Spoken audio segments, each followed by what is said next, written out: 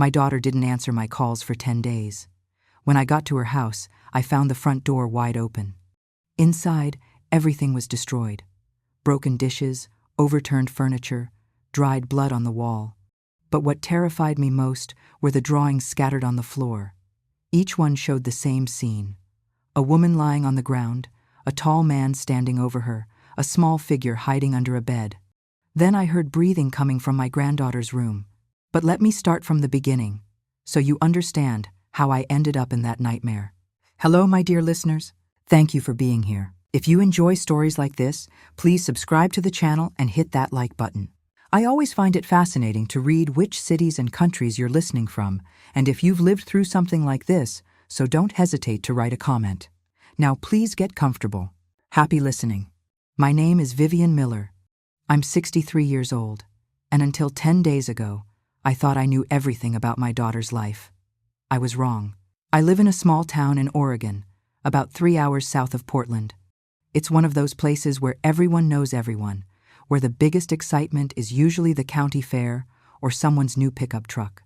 I spent 35 years teaching English at the local high school before I retired 5 years ago. Now my days are quiet gardening, reading, volunteering at the library, and most importantly, talking to my daughter Claire every single day. Claire is my only child. She's 35 years old, beautiful and strong in ways I never was. She works as a graphic designer from home in Portland, creating logos and websites for small businesses. She's talented, independent, and devoted to her daughter Emma, my 7-year-old granddaughter who has my late husband's eyes and Claire's stubborn chin. Claire's life hasn't been easy. She married Brandon Parker when she was 28, right after Emma was born.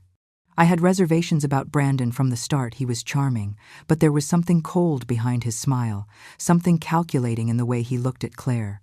But she loved him, and I kept my mouth shut because that's what mothers are supposed to do, right? Let their daughters make their own choices, their own mistakes. The marriage lasted 5 years before Claire finally filed for divorce 2 years ago. Brandon had a gambling problem that he'd hidden well in the beginning. By the end, they were drowning in debt from his losses at the casino, his secret credit cards, his promises that the next bet would fix everything. Claire worked herself to exhaustion trying to keep them afloat, while Brandon threw money away on cards and sports betting. The divorce was bitter. Brandon fought for custody even though he'd barely been present as a father. But Claire had documentation, the debt, the lies, the times he'd disappeared for days on gambling binges. The judge gave Claire primary custody, with Brandon getting supervised visitation every other weekend. He was supposed to pay child support, but the checks were sporadic at best. After the divorce, Claire threw herself into her work and into being the best mother she could be. She and Emma moved into a small house in a quiet Portland neighborhood, a fresh start away from the apartment where she'd lived with Brandon. I helped her furnish it, spending weekends driving up from my town with furniture from my attic, helping her paint Emma's room a cheerful yellow. "Mom, I don't know what I'd do without you," Claire told me that last day, standing in Emma's new room, paintbrush in hand. "You'd manage just fine," I said, but I was glad she needed me. After my husband Tom died 8 years ago, Claire and Emma had become my whole world. We had a routine. Claire called me every morning at 8 a.m., right after she dropped Emma at school. We'd talk while she drove back home, about Emma's latest obsession with dinosaurs, about a new client project, about nothing and everything. Then she'd call again in the evening after Emma was in bed, and we'd talk some more. Sometimes it was 5 minutes, sometimes an hour, but we talked every single day, until we didn't. The first day Claire didn't call, I wasn't too worried. It was a Monday, October 16th. I waited until 9 a.m., thinking maybe Emma had been slow getting ready. Maybe traffic was bad.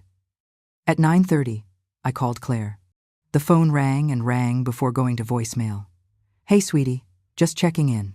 Call me when you get a chance." I went about my day watering the garden, making lunch, reading my book.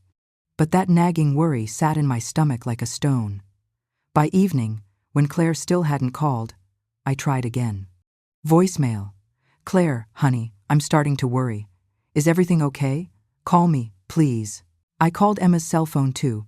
Claire had gotten her daughter a simple phone for emergencies. It rang once and went dead, as if the battery had died or someone had turned it off.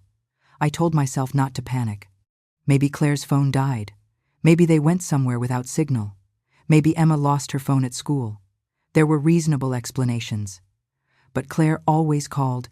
Even when she was sick, even when she was swamped with work, she called. Tuesday morning, still nothing. I called at 8 a.m., 10 a.m., noon. Every call went to voicemail. I sent text messages. Claire, please call me. I'm worried sick. The messages showed as delivered but not read. I started calling Claire's friends. Her best friend Rachel answered on the third ring, sounding distracted. Oh, hi, Mrs. Miller. No, I haven't talked to Claire in a few days. We were supposed to have coffee last week, but she canceled. Said she had a deadline. Why? Is something wrong? I can't reach her. Have you tried calling her? Let me try right now. A pause, then Rachel came back. It's going straight to voicemail. That's weird. Claire always answers her phone. The worry that had been sitting in my stomach turned to ice. I called Claire's workplace a design agency where she freelanced regularly. The woman who answered, someone named Jennifer, checked her records. Claire hasn't submitted any work in a week. We've been trying to reach her about a deadline. Her client is getting upset. A week. Claire hadn't worked in a week. If you hear from her, please tell her to call her mother immediately, I said, my voice shaking. By Wednesday, I was frantic. I called Emma's school, my heart pounding. Willowbrook Elementary, how may I help you? This is Vivian Miller, Emma Parker's grandmother. Has Emma been at school this week? A pause. Typing sounds. Let me check. No, Mrs. Miller. Emma hasn't been to school since last Friday. We've been trying to reach her mother about the absences. Is everything all right? Everything was not all right. No, I said, my voice barely a whisper. No, I don't think it is. The school counselor got on the line, her voice professionally concerned. Mrs. Miller, when a student is absent for more than 3 days without contact, we're required to file a welfare check with the police. We were going to do that tomorrow if we didn't hear from Miss Parker. Please do it now, I said. Please, something's wrong. After I hung up, I sat at my kitchen table and tried to think through my rising panic. 10 days. It had been 10 days since I'd heard Claire's voice. 10 days since she'd called to tell me about Emma's latest drawing or a funny thing that happened at the grocery store. 10 days of silence. I called Brandon. I didn't want to, I'd never liked him, and after what he put Claire through, I'd been perfectly happy never speaking to him again. But he was Emma's father. Maybe he knew something. The phone rang 4 times before a woman answered. Hello? Not Brandon. A woman, young-sounding, slightly annoyed. I'm looking for Brandon Parker, I said. He's not available right now. Who's this? This is Vivian Miller, his ex-wife's mother. It's important. A heavy sigh. Hold on. Muffled voices. Then Brandon came on the line. Vivian, this is unexpected. When's the last time you saw Claire or Emma? Why? What's wrong? His voice changed, sharpening with something that might have been concern or might have been something else. I haven't been able to reach Claire in 10 days. Emma hasn't been to school. I'm trying to figure out where they are. Silence on the other end. Too long of a silence. Brandon? I haven't seen them, he said finally. I was supposed to have Emma last weekend, but Claire texted saying Emma was sick and canceled. What day was that? Friday. A week and a half ago. The same day Emma stopped going to school. Did you try to call Claire after that? To check on Emma? No. His voice was defensive now. If Emma was sick, I figured Claire would update me when she was better. I didn't want to bother them. I wanted to scream at him. Your daughter might be sick, and you didn't even call to check? But I bit my tongue. If you hear from her, call me immediately. Yeah, sure. He hung up before I could say anything else. Thursday morning, I got a call from the Portland Police Department. A welfare check had been conducted at Claire's address. An officer had knocked on the door, looked in the windows, checked with neighbors. No one answered. The house appeared empty, but locked up. No signs of forced entry or disturbance visible from outside. The neighbors say they haven't seen Miss Parker or her daughter in over a week, the officer told me. One neighbor mentioned seeing Miss Parker's ex-husband's truck parked outside the house late one night about 10 days ago, but they weren't sure of the exact date. Brandon's truck. At Claire's house. What does that mean? I asked. It might mean nothing, ma'am. But given that we can't locate Miss Parker or her daughter, and given the history with the ex-husband, he paused. We're going to escalate this to a missing persons investigation. Can you come to Portland to provide a formal statement? I'm leaving right now. I threw clothes in a bag, barely thinking about what I was packing. I called my neighbor Helen to watch my house and water my plants. I didn't tell her everything. I couldn't form the words I just said. There was a family emergency, and I didn't know when I'd be back. The 3-hour drive to Portland was the longest of my life. My hands shook on the steering wheel. My mind kept conjuring terrible scenarios: Claire and Emma in an accident somewhere, lying in a hospital, unable to call. Claire having some kind of breakdown, taking Emma and running away. Brandon doing something. Though I couldn't let myself think about what that something might be. I arrived at the Portland Police Station at 2 p.m. Detective Maria Hernandez met me in a small interview room, a woman in her mid-40s with kind eyes and a no-nonsense demeanor. Mrs. Miller, I want you to know we're taking this very seriously, she said, setting a digital recorder on the table between us. A woman and child missing for 10 days with no contact is a high-priority case. I need you to tell me everything you know about your daughter's life, her routines, her relationships, anything that might help us locate her. I told her everything. About Claire's divorce from Brandon, his gambling problem, his sporadic child support payments. About Claire's work routine, her friends, her daily calls to me. About Emma's school, her dinosaur obsession, her routine. Did your daughter ever mention feeling unsafe, receiving threats, being followed? No, never. What about the ex-husband? Any recent conflicts? Claire barely spoke to him. Everything went through their lawyers or the court-mandated co-parenting app. He was supposed to see Emma every other weekend, but he canceled more often than he showed up. Detective Hernandez made notes, her pen moving quickly across the paper. The officer who did the welfare check said a neighbor reported seeing the ex-husband's truck outside Miss Parker's house late at night, approximately 10 days ago. Did your daughter mention anything about Brandon visiting? No. She would have told me. Brandon wasn't allowed at her house. It was written into the custody agreement. All pickups and drop-offs were supposed to happen at a public location. The detective's expression didn't change, but I saw something shift in her eyes. We're going to bring Mr. Parker in for questioning. In the meantime, I want you to write down the names and contact information for anyone your daughter might have reached out to: friends, co-workers, family members. Can I see her house? The words burst out of me. Please. Maybe there's something there, something that would tell us where she went. Detective Hernandez considered this. The house is locked. We'd need a warrant to enter. And right now we don't have probable cause for that.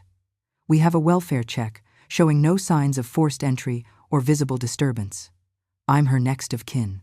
If she's missing, if she's in danger, my voice cracked. Mrs. Miller, I understand your concern. Let me make some calls. If we can establish sufficient grounds, we'll enter the property. But I need you to prepare yourself for what we might find. The way she said it made my blood run cold. I spent that night in a motel near the police station, unable to eat, unable to sleep. Every time I closed my eyes, I saw Claire as a little girl, laughing as I pushed her on the swing in our backyard. I saw Emma, just last month, showing me a drawing she'd made of the two of us holding hands under a rainbow. Where were they? Why couldn't anyone find them?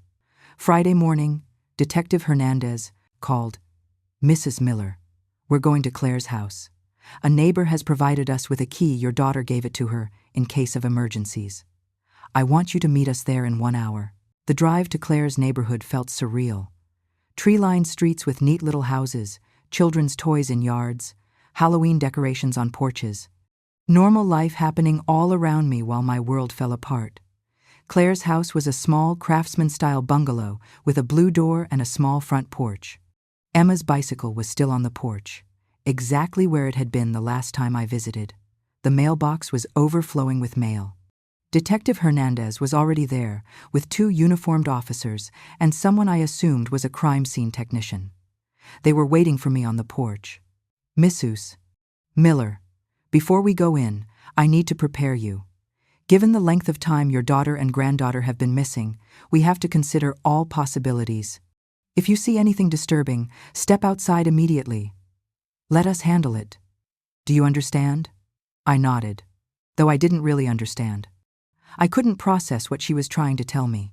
The neighbor who'd provided the key, an elderly woman named Mrs. Collins, watched from her porch across the street, her hand over her mouth. Detective Hernandez unlocked the door. It swung open slowly, and that's when I saw it.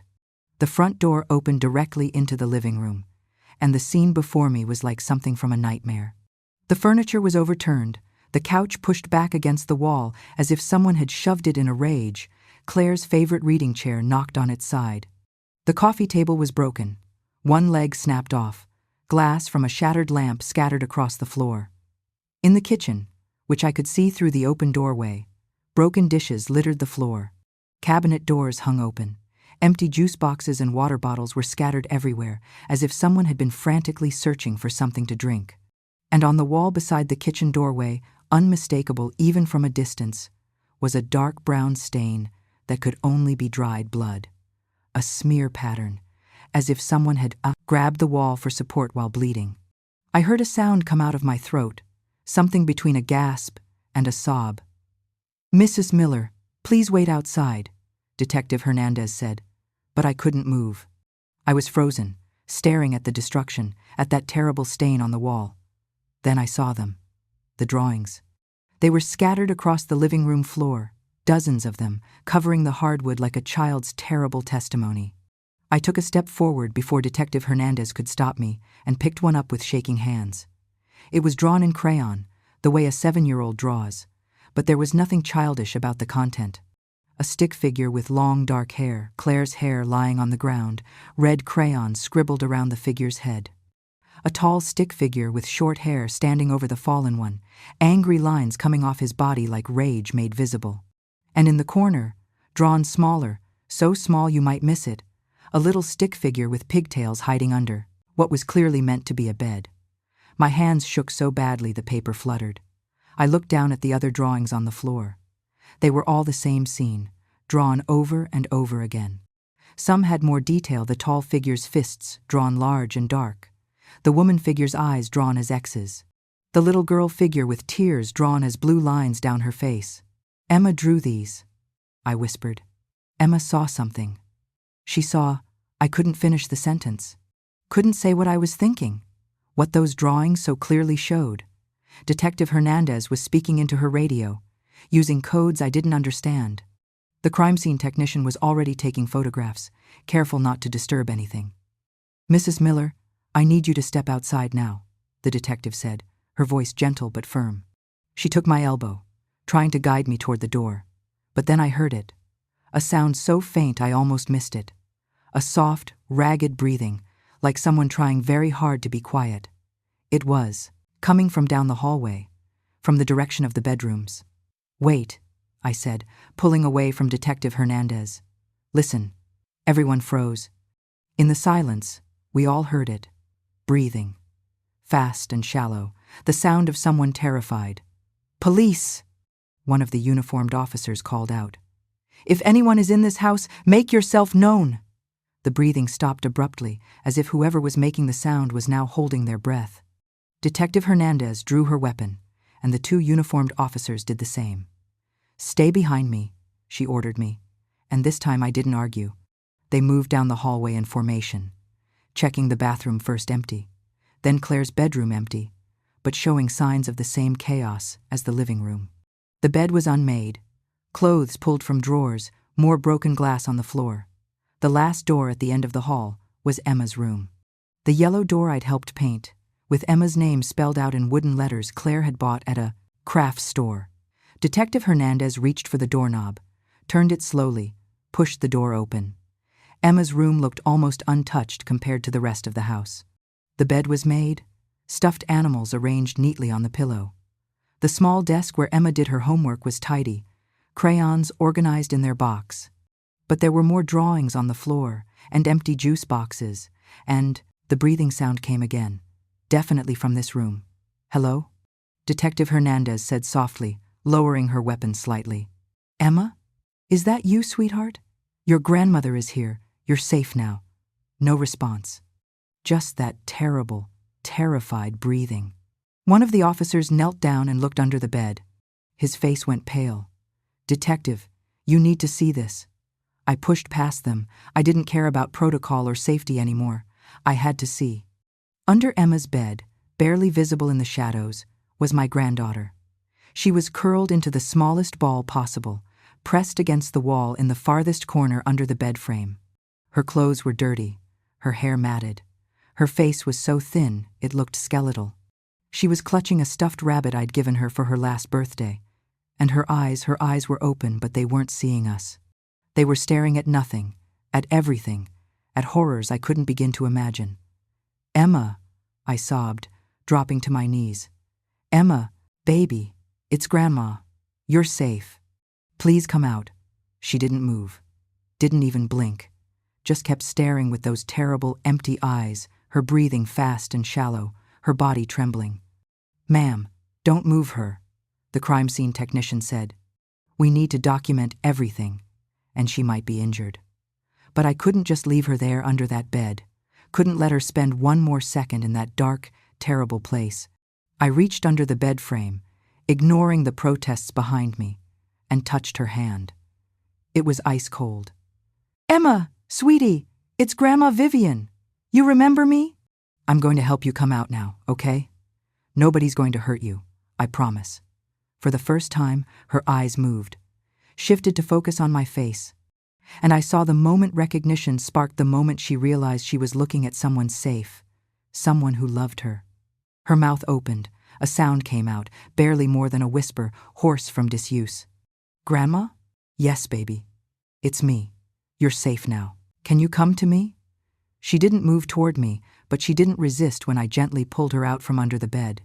She was so light, so fragile. How long had she been under there? How long had she been alone?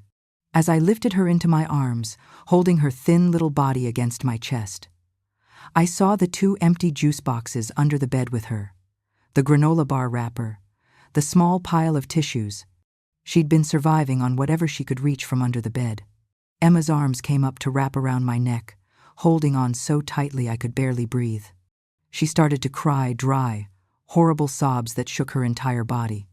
Call an ambulance, Detective Hernandez said quietly into her radio. We have a child, approximately 7 years old, severely dehydrated and malnourished. Possible trauma. We need paramedics at this location immediately. I carried Emma out of that house, away from the broken furniture and the dried blood and those terrible, terrible drawings. Mrs. Collins from across the street was still on her porch, crying openly now. The ambulance arrived within minutes. The paramedics tried to take Emma from me, but she wouldn't let go. She clung to me with desperate strength, making a high, keening sound every time they tried to separate us. Let the grandmother come, one of the paramedics said. The child is in severe shock. Separating them could make it worse. So I rode in the ambulance, holding Emma as the paramedics checked her vital signs, started an IV to rehydrate her, spoke in low, urgent voices about her condition. How long do you think she was under there? One asked the other. Based on her condition? Days. Maybe a week. Maybe longer. 10 days. Emma had been hiding under that bed, alone and terrified, for 10 days. As we pulled up to the hospital, Emma's eyes closed. Not sleep, she'd lost consciousness. The paramedics moved faster, wheeling her gurney into the emergency room at a run, shouting medical terms I didn't understand. I stood, in the hallway, covered in my granddaughter's tears and my own, and realized I still didn't know where my daughter was. Detective Hernandez arrived at the hospital an hour later and found me in the waiting room. Her face told me everything before she said a word. Mrs. Miller, we found something at the house. In the living room, we used luminol. There's blood, a lot of blood, more than what was visible on the wall. I stared at her, unable to process the words. The pattern suggests a significant trauma occurred in that room.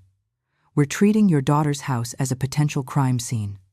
I've put out a bolo bee on the lookout for your daughter, but Mrs. Miller. She paused, choosing her words carefully. Given the amount of blood, given the state of the house, given that your granddaughter witnessed something traumatic enough to hide under her bed for 10 days. We have to consider that your daughter may not be alive." The waiting room spun around me. I felt Detective Hernandez catch my arm, guide me into a chair. "We need to talk to Emma," she continued, "as soon as she's stable enough. She's the only witness we have. She's the only one who can tell us what happened." I looked through the window of the emergency room, where doctors and nurses were working on my granddaughter, trying to save her from the trauma of whatever she'd seen, whatever she'd survived. And I knew that when Emma finally spoke, when she finally told us what those drawings meant, what she'd witnessed from her hiding place under the bed, our nightmare was only just beginning. Emma spent her first night in the pediatric intensive care unit, hooked up to machines that beeped and hummed in the darkness. I sat in a chair beside her bed, holding her small hand, watching the rise and fall of her chest. Every breath she took felt like a miracle. The doctors had explained her condition in clinical terms: severe dehydration, acute malnutrition, possible kidney damage from prolonged fluid restriction. But those words didn't capture what I saw when I looked at my granddaughter. A child who had survived the unsurvivable, who had hidden in darkness for 10 days, too terrified to seek help, living on juice boxes and the instinct to stay silent. "She's a fighter," the night nurse told me, adjusting Emma's IV. "Most kids wouldn't have made it as long as she did, but Emma shouldn't have had to fight. She should have been in school, learning about dinosaurs and practicing her multiplication tables. She should have been safe." Detective Hernandez visited early the next morning, before the sun was fully up. She stood in the doorway of Emma's room, looking at the small figure in the hospital bed, and I saw something shift in her expression, the professional mask slipping for just a moment to reveal anger and grief. "How is she?" the detective asked quietly. "Stable. They're monitoring her kidney function, but the doctors think she'll recover. Physically, at least." Detective Hernandez nodded. "And mentally? Too soon to tell. She hasn't spoken since we found her. Just that one word, Grandma, when I pulled her out from under the bed." The detective pulled a small notebook from her pocket. "Mrs. Miller, I know this is difficult, but I need to ask. Has Emma said anything about what happened? Anything at all that might help us locate your daughter?" I shook my head, feeling tears prick my eyes. "Nothing. She just stares. Sometimes she squeezes my hand, but no words." "The crime scene technicians finished processing the house last night," Detective Hernandez continued, her voice carefully neutral. "We used luminol in the living room. Mrs. Miller, there's a significant amount of blood, much more than what was visible to the naked eye. The spatter pattern suggests a traumatic head injury, likely from impact with a hard surface." The words hit me like physical blows. How much blood? Enough that survival would be unlikely without immediate medical intervention. She paused. "I'm sorry. I know that's not what you want to hear. So you think Claire is—" I couldn't finish the sentence. "We're treating this as a homicide investigation. We've issued a warrant for Brandon Parker's arrest. We need to bring him in for questioning immediately. Do you think he took her? Do you think he—" Again, I couldn't say it. "I think your granddaughter is the only witness to what happened in that house. And as soon as she's able to talk to us, she's going to tell us everything." But Emma didn't talk. Not that day, or the next, or the day after that. She lay in the hospital bed, eyes open but unseeing, clutching her stuffed rabbit. The doctors ran tests, adjusted medications, consulted with specialists. Everything came back the same. Physically, Emma was improving. Mentally, she had retreated to a place where no one could reach her. "It's called trauma-induced mutism, Doctor," Ruth Castellano explained to me on the third day. She was a child psychologist, a woman in her early 50s with kind eyes and a calm demeanor that seemed to fill the room with peace. Emma witnessed something so terrible that her brain has essentially shut down her ability to speak about it. It's a protective mechanism. Will she ever talk again? Yes, almost certainly. But we can't force it. She'll speak when she feels safe enough. Our job is to create that safety. Doctor. Castellano visited Emma 3 times a day, sitting quietly beside the bed, sometimes reading stories aloud, sometimes just being present. She never pushed, never demanded, just offered her gentle presence like a gift. On the 4th day, they moved Emma out of the ICU and into a regular pediatric room. It had windows that looked out over the city, and someone had put cheerful drawings of animals on the walls. Emma sat propped up in bed, still silent, still clutching her rabbit. I tried everything I could think of to reach her. I told her stories about Claire as a little girl. I sang the lullabies I used to sing to my daughter. I brought her favorite foods from home, macaroni and cheese, chocolate chip cookies, but she barely ate. Detective Hernandez continued to visit, always with the same question. Has she said anything? And always. My answer was the same. No. But on the 5th day, something changed. Dr. Castellano arrived with a canvas bag slung over her shoulder. She sat down in the chair beside Emma's bed and smiled. Good morning, Emma. I brought something I thought you might like. She pulled out a large pad of drawing paper and a box of crayons. Your grandmother told me you're a really talented artist. Is that true? For the first time in days, Emma's eyes focused on something. She looked at the crayons, and I saw a flicker of interest cross her face. Sometimes when we have big feelings that are hard to say with words, we can show them with pictures instead. Doctor, Castellano continued, would you like to draw something for me? Emma didn't respond verbally, but her hand reached out slowly, hesitantly, and touched the box of crayons. That's wonderful, the doctor encouraged. You can draw anything you want. There's no wrong answer. Just draw whatever feels right. I watched as Emma opened the crayon box and selected a brown one. Her movements were deliberate, focused. She began to draw on the paper simple lines at first. A rectangle, 4 smaller rectangles for legs, a bed. My heart started to pound. I knew what was coming. Emma put down the brown crayon and picked up red. She drew a figure on the floor beside the bed. Long hair, spread out, red scribbled all around the head and body. So much red. Then she picked up black, drew a taller figure standing over the prone one. Large hands, angry slashes radiating from the figure's body like waves of rage. Finally, she drew a third figure, smaller, under the bed, with tears coming down its face. Dr. Castellano watched calmly, though I saw her grip tighten on her own notebook. That's a very powerful picture, Emma. Thank you for sharing it with me. Can you tell me about what you drew? Emma shook her head, but she pointed to the small figure under the bed. Is that you? Dr. Castellano asked gently. Emma nodded. And the person lying down, who is that? Emma's hand trembled. She picked up the brown crayon again and carefully drew long, flowing hair on the prone figure. Hair just like Claire's. Is that your mommy? Another nod. A tear rolled down Emma's cheek. And the tall person standing up, do you know who that is? Emma put down the crayon. Her mouth opened, closed, opened again. And then, in a voice so quiet it was almost a whisper, she spoke her first full sentence in nearly 2 weeks. That's my daddy.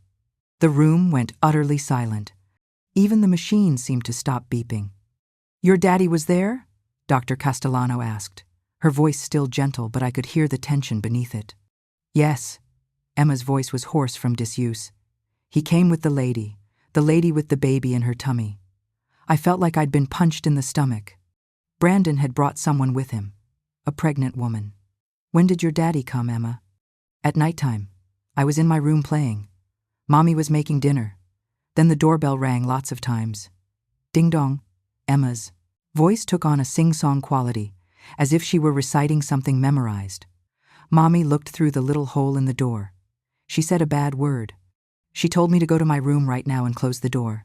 Did you go to your room? Yes, but I left the door open just a little bit. I wanted to see who was making Mommy say bad words. Dr. Castellano made a note. And what did you see? Mommy opened the door. Daddy was there. And the lady was crying. Daddy pushed inside. Mommy said he wasn't supposed to be there, said she would call the police. Daddy laughed. He said, go ahead and call them. Emma picked up the drawing again, staring at it. Mommy said they had to leave right now, but Daddy said no. He said Mommy had to give him money. Lots and lots of money. Did your mommy give him money? Mommy said she didn't have any money. Said Daddy never paid the money he was supposed to pay for me. Emma's eyes filled with tears. Daddy said that wasn't his fault. Said, Mommy was keeping me away from him so he shouldn't have to pay. I closed my eyes, feeling rage build in my chest. Even now, even in this moment, Brandon was blaming Claire for his own failures. What happened then? Dr. Castellano asked. They were yelling. Really loud yelling. The lady kept saying, "Brandon, let's just go." But Daddy wouldn't go. He got closer to Mommy. His face was really red. He was saying bad words I'm not supposed to say. Emma's breathing quickened. "Doctor." Castellano reached out and gently touched her hand. "You're doing so well, Emma. I know this is hard. Do you want to stop?" "No." Emma's voice was firmer now. I want to tell what Daddy did." "Okay, I'm listening." Mommy said she was going to call the police for real. She took out her phone. Daddy grabbed her arm. Mommy said to let go. Daddy pushed her, really hard. Mommy fell down. She hit her head on the floor. There was a loud sound, like when you drop something heavy. And then? Emma stopped. Fresh tears streamed down her face. "And then?" "Doctor," Castellano prompted gently. And then Mommy wasn't moving. She was just laying there. Her eyes were open, but she wasn't looking at anything. The lady started screaming. She said, "Oh my God, what did you do?" Daddy told her to shut up. "What did you do when you saw this, Emma?" "I was scared, really, really scared." I remembered what Mommy told me. She said if Daddy ever came and there was yelling, I should hide in my room under my bed. She said to hide and be really quiet like a mouse, and don't come out until she came to get me. Emma's voice broke. So I ran to my room, really quiet. I don't think Daddy saw me. I got under my bed and I didn't make any sounds. I was so quiet, the quietest ever. "That was very brave," Dr. Castellano said. "You did exactly what your mommy told you to do. But Mommy didn't come get me. I waited and waited and waited, but she didn't come." "What did you hear while you were waiting?" "Daddy and the lady were talking. The lady was crying lots. She kept saying, 'We have to call an ambulance, Brandon. We have to call somebody.' But Daddy said no. He said," Emma's voice dropped to barely a whisper. "He said, if Mommy was dead, he would get me, and he would get money from something called insurance." I felt like I was going to be sick. Brandon had calculated all of this. The insurance policy, Claire had told me about it once, how she'd gotten it through her work, but never gotten around to changing the beneficiary after the divorce. Brandon had known about it, had counted on it. Did Daddy say anything else? He said they had to hide Mommy. He said if nobody found her for a while, maybe people would think she just left, took me and left. And then after a while, they could say she was dead and get the money. What happened next? I heard them wrapping something in a blanket, a big blanket from the closet. I could hear them dragging it. The lady was crying the whole time. Then they left. The door closed. And it was really, really quiet. Emma hugged her rabbit tighter. I waited for Mommy to come get me, but she never did. I called for her. I said, "Mommy, Mommy, I'm here, but really," quiet in case Daddy came back. But she didn't answer, so I stayed under the bed. "How long did you stay there, sweetheart?" "I don't know. Lots of days. So many days. When it was dark outside and I couldn't hear anything, I would come out really fast and run to the bathroom. One time I went to the kitchen and got juice boxes from the fridge, but I was scared the whole time. Scared Daddy would come back and find me." Dr. Castellano looked at me, and I saw my own horror reflected in her eyes. This child had lived in terror for 10 days, alone in a house where her mother had been killed, too frightened to seek help. "Emma, you are the bravest little girl I have ever met," Dr. Castellano said, and her voice was thick with emotion. "Thank you for telling me what happened. I know that was so hard." "Are you going to find my Mommy now?" Emma asked, looking between us with hopeful eyes that broke my heart. "Can you make her wake up?" I moved to the bed and pulled Emma into my arms. "Oh, sweetheart, I'm so sorry, but Mommy can't wake up. When someone hits their head that hard, sometimes they go to sleep forever. They go to heaven." "Is Mommy in heaven?" "Yes, baby, she is. Can I go there too?" "I want to be with Mommy." "No," I said, holding her tighter. "You need to stay here with Grandma. Mommy would want you to stay here and grow up and have a beautiful life. That's what she was trying to protect when she told you to hide. She was making sure you stayed safe." Emma cried, then deep, wrenching sobs that shook her whole body. But they were the sobs of a child who was finally releasing the terror and grief she'd been holding inside. Dr. Castellano quietly left the room, and I heard her speaking in low tones in the hallway. Calling Detective Hernandez, no doubt. Emma's testimony was everything the police needed. An hour later, Detective Hernandez arrived with Officer Santos. They were gentle with Emma, patient, asking her to tell the story again, for their recorder. She did, her voice growing stronger as she spoke, as if telling it again made it more real, but also more manageable. When she finished, Detective Hernandez knelt beside the hospital bed. "Emma, you've helped us so much. Because of what you told us, we're going to find your mommy and bring her home. And we're going to make sure your daddy can never hurt anyone ever again." "Is Daddy going to jail?" "Yes, for a very, very long time." "Good," Emma said, and there was a fierceness in her voice that reminded me achingly of Claire. "He was mean to Mommy, and he left me all alone." After the police left, Emma fell asleep, exhausted from the emotional toll of reliving her trauma. I sat beside her, holding her hand, and my phone rang. It was Detective Hernandez. "Mrs. Miller, we've picked up Brandon Parker. He was at his apartment with his girlfriend, Amber Walsh. She's 4 months pregnant. We're questioning them separately now. And? Parker is denying everything. Says he hasn't seen Claire in weeks. But Walsh is falling apart. She's terrified, Mrs. Miller. Terrified of going to prison while pregnant. I think she's going to break." "Good," I said, echoing Emma's earlier sentiment. "There's something else. We went through Claire's employment records. She had a life insurance policy through her company. $250,000. The beneficiary is still listed as Brandon Parker. So Emma had been right. Brandon had killed Claire, whether intentionally or in a rage. It almost didn't matter, and then decided to cover it up to collect the insurance money. "That son of a bitch," I whispered. "We're going to get him, Mrs. Miller." Emma's testimony is powerful, and if Walsh gives him up, which I think she will, we'll have everything we need. The call came at midnight. I was dozing in the chair beside Emma's bed when my phone vibrated.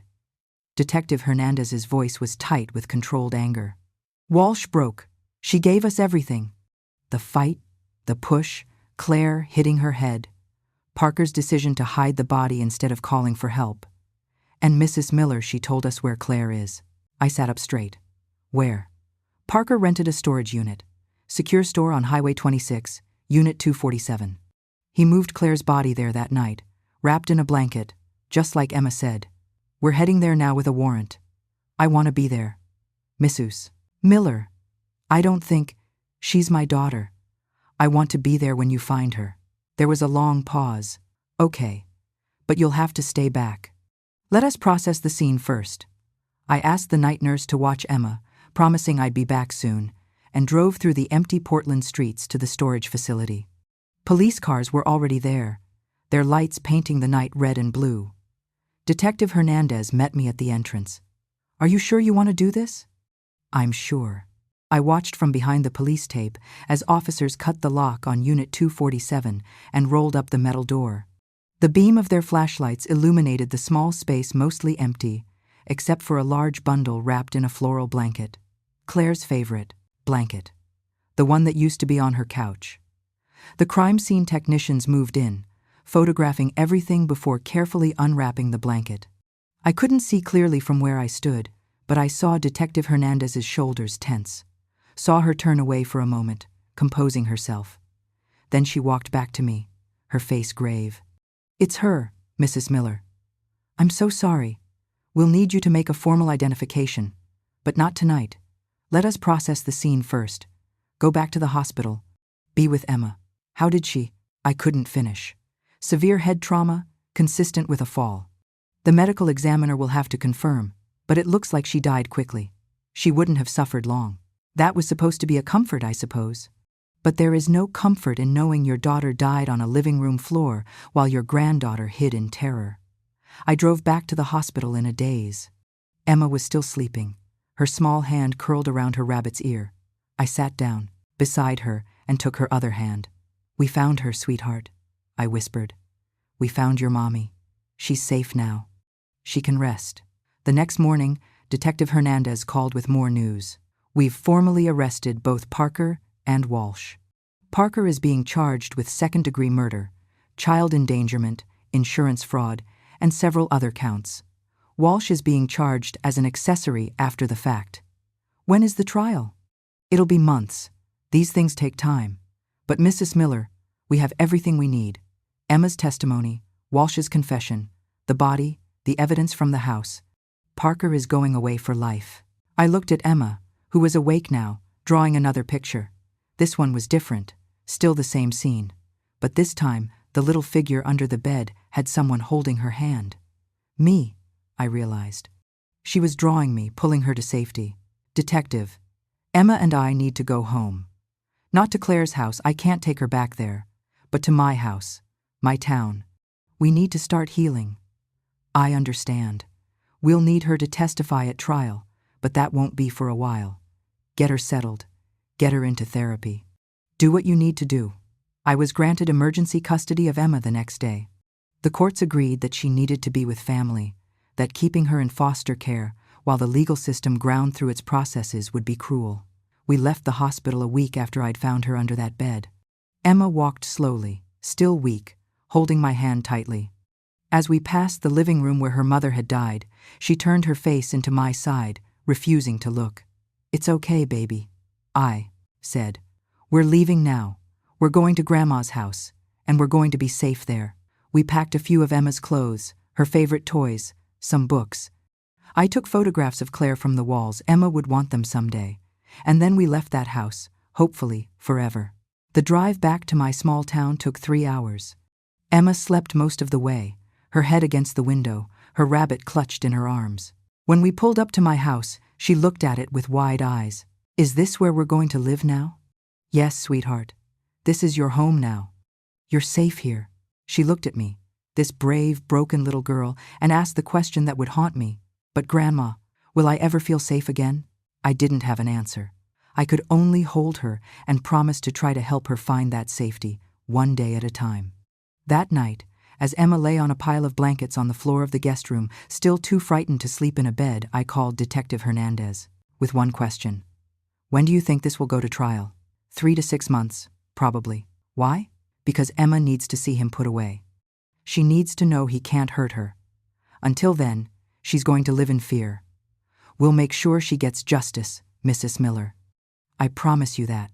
I looked at my granddaughter, finally sleeping peacefully, and I knew that justice was only the first step.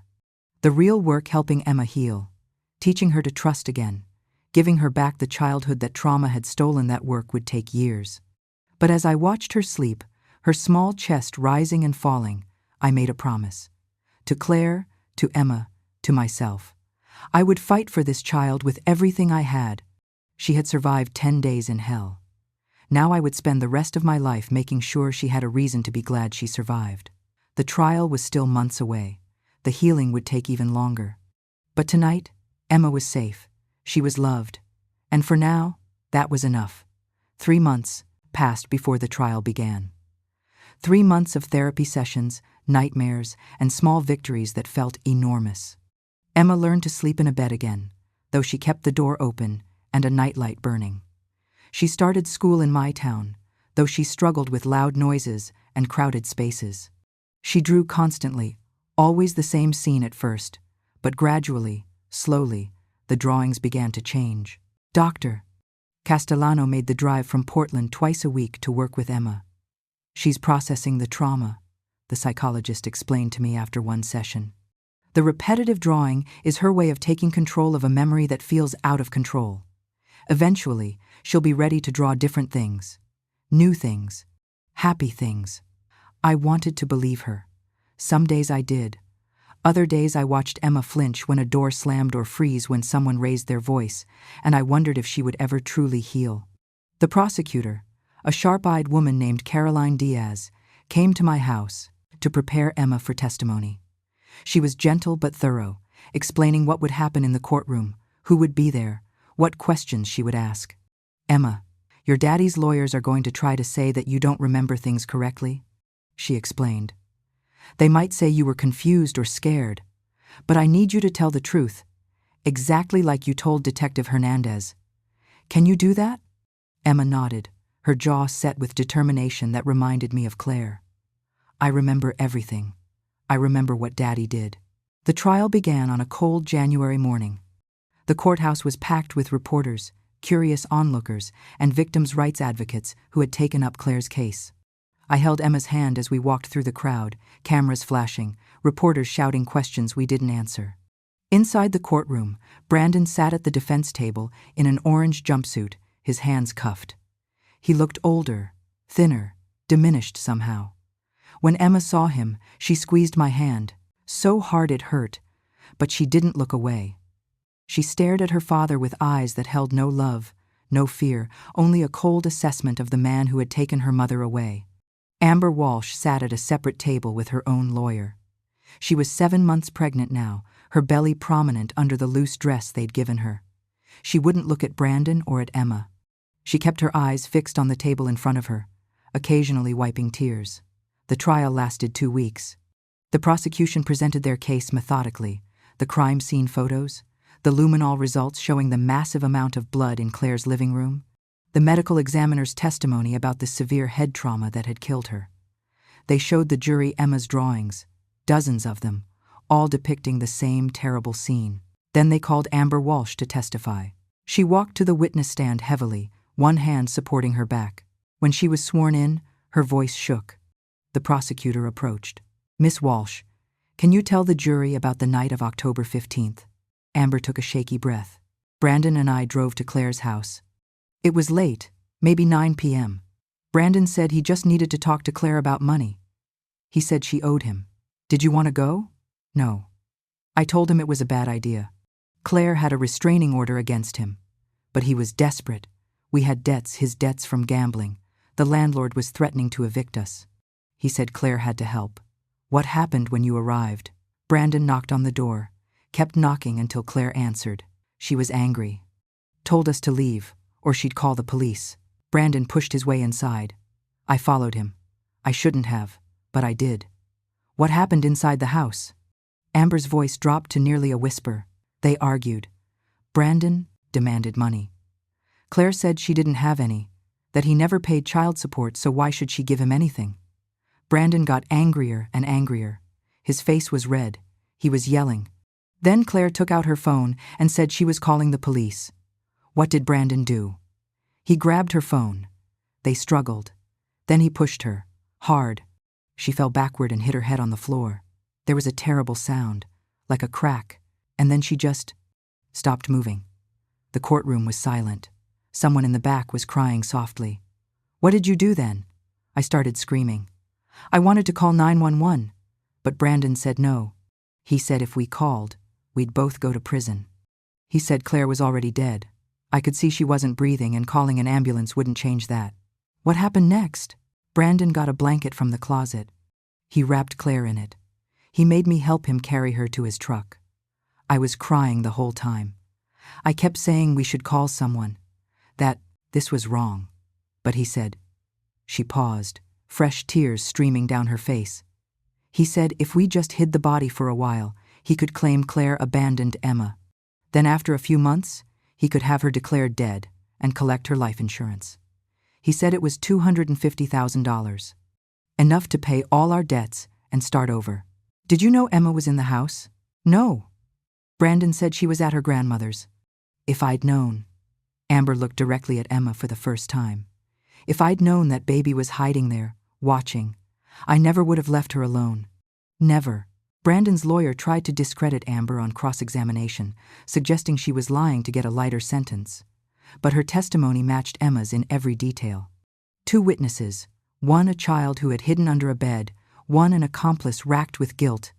Together, they painted a picture of a man who had killed his ex-wife and left his daughter to survive alone for 10 days. Then it was Emma's turn. Dr. Castellano sat in the front row as Emma walked to the witness stand. The judge had cleared the courtroom of reporters and onlookers, only family, the legal teams, and the jury remained. Emma looked tiny in the witness box, her feet dangling above the floor. Caroline Diaz approached gently. Emma, I know this is scary, but I need you to tell these people what you told me. Can you do that? Yes. Emma's voice was small but clear. Tell us about the night your daddy came to your house. Emma did.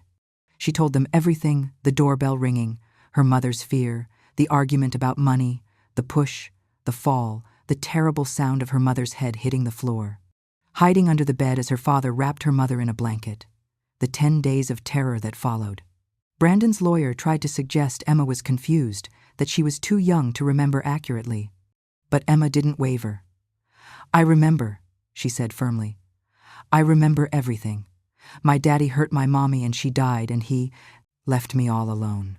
When Emma finished testifying, the judge called a recess. I rushed to her side and she collapsed into my arms, sobbing. But when she pulled back, I saw something new in her eyes. Not quite peace, but something like relief. She had told her truth. She had been heard. The jury deliberated for less than 4 hours.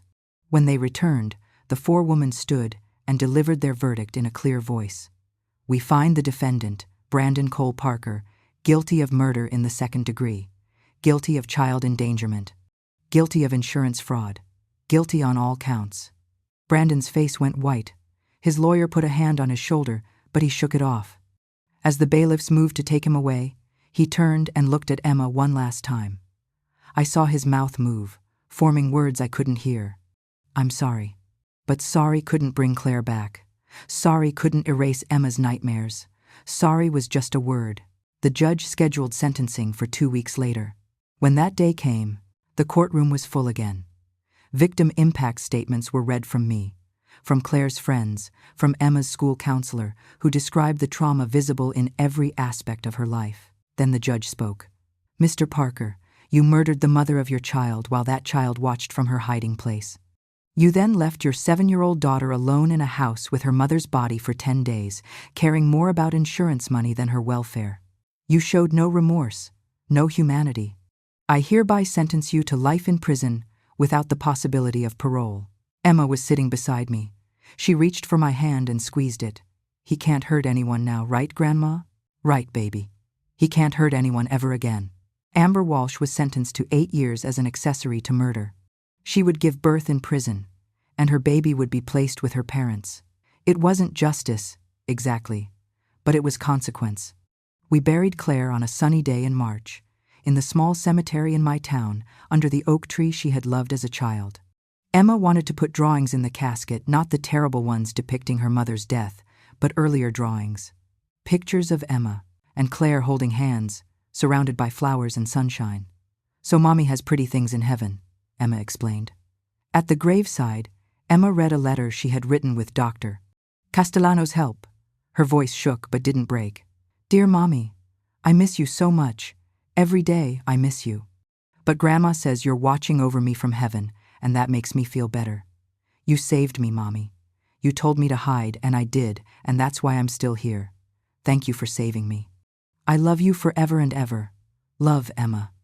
There wasn't a dry eye at the funeral. Now, 2 years after I found Emma under that bed, life has found a new rhythm. Emma is 9 years old.